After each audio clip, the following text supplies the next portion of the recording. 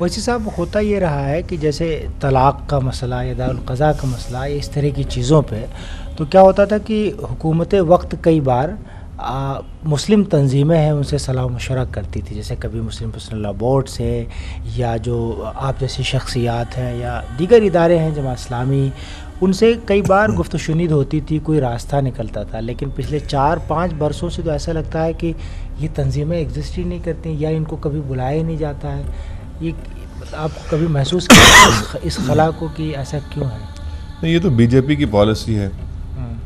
B J پی کی policy ہے کہ وہ ٹرپل طلاق کے مسئلے میں نہ خود کے پارٹی میں موجود مسلمانوں سے بات چیت کی، تو وہ جب ان سے ہی نہیں بات کرے تو دیگر تنظیموں کو کیوں بلائیں گے.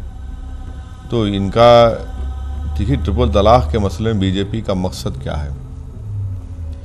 عورتوں کے انصاف کے نام پر اصل نشانہ شریعت ہے. جو مسلمانوں کی جو مذہبی شناخت ہے، جو ہندوستان کے آئین میں ہم کو اس کا پروٹیکشن دیا گیا ہے آرٹیکل 26 اور آرٹیکل 29 کے تحت. 29 تو ایک انفٹرڈ رائٹ ہے.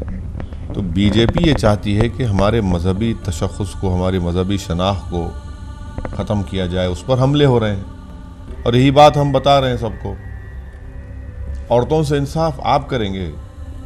اتنے فسادات کی آپ کی داستانیں ہیں گجرات میں. اگر عورتوں سے انصاف کرنا ہے تو ہندوستان کے وزیر اعظم کو سب سے پہلا کام یہ کرنا چاہیے کہ وہ جو ایم پی صاحب کی بیوہ آج بھی لڑ رہی ہے، جن کو گلبرگ سوسائٹی میں ذکیہ جعفری کو بلا کر مل لیں 7 ریس کورس روڈ پر. ہندوستان کے وزیر اعظم اگر اتنا مسلم عورتوں سے انصاف کرنا چاہتے ہیں تو اخلاق کی ماں کو بلا لیں، پیلو خان کی خاندان والوں کو بلا لیں، حافظ جنید کی ماں کو بلا لیں، علیم الدین انصاری کی بیٹی کو بلا لیں، اکبر خان کے بنگال سے بلا لیں ان کی بیوہ کو. ملیے. انصاف کون سی محبت ہے مسلم خواتین سے؟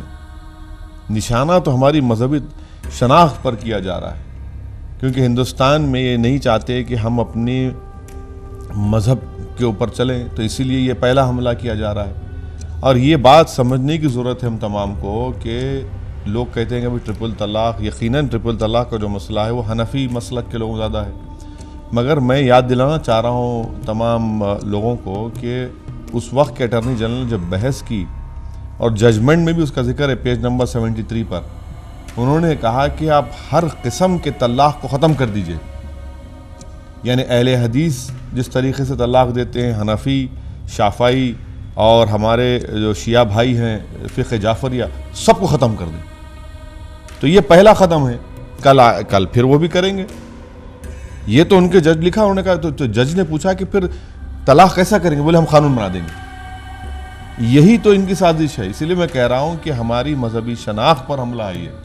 تو وسیع صاحب یہ جو ابتدا ہوئی ہے کہ اب حکومتی ادارے شریعت کی تشریح کرتے ہیں، وہ تشریح تو اب طلاق تک محدود نہیں ہے، وہ اب پہنچے گی 4 شادیوں تک، وہ اب پہنچے گی دیگر امور میں جو ہر دن شادی، بیاہ اور سول کو یقیناً کریں گے. دیکھیے بی جے پی کا جو منشا اور مقصد کیا ہے کہ وہ ہندوستان کے ڈائیورسٹی کو، ہندوستان کے پلورلزم کو، جو ایک ملک کی خوبصورتی ہے، آپ ہر 200 کلومیٹر پہ آپ کو نئی تہذیب ملے گی، نیا تمدن ملے گا، نئی زبان ملے گی.